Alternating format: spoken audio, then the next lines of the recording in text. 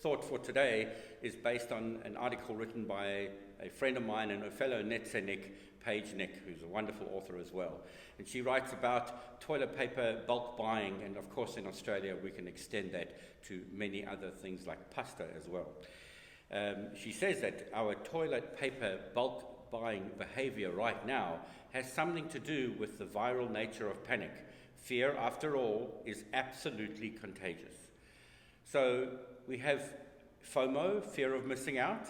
Well, FOMO has a cousin, and that cousin is called POMO, the panic of missing out.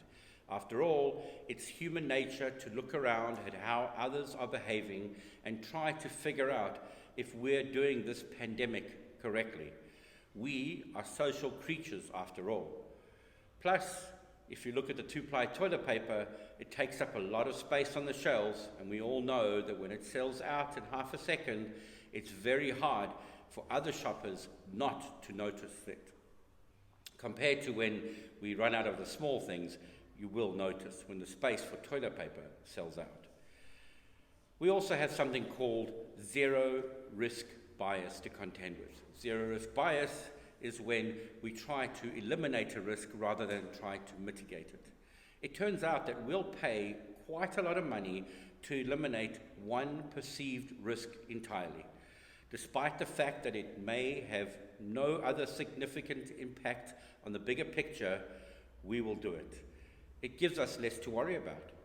And of course, that's useful in a time of maximum worry. If we can just have one small victory, one thing, one more certain thing, we will feel better. That's human nature for you. And of course, we tell ourselves, if there's no shortage, don't worry, our bulk buying will pay off.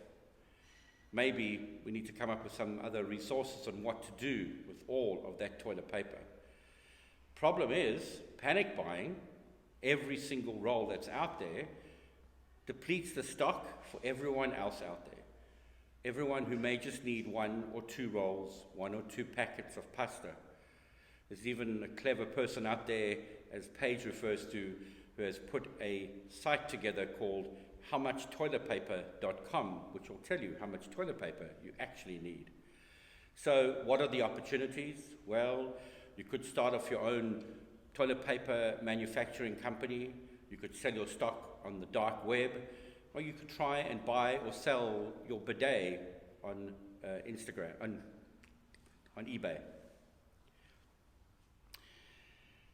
The Australian newspaper, the NT News, came up with a wonderful concept where they printed a blank 8-page insert in their newspaper which can be cut up or torn and used as toilet paper. Very clever.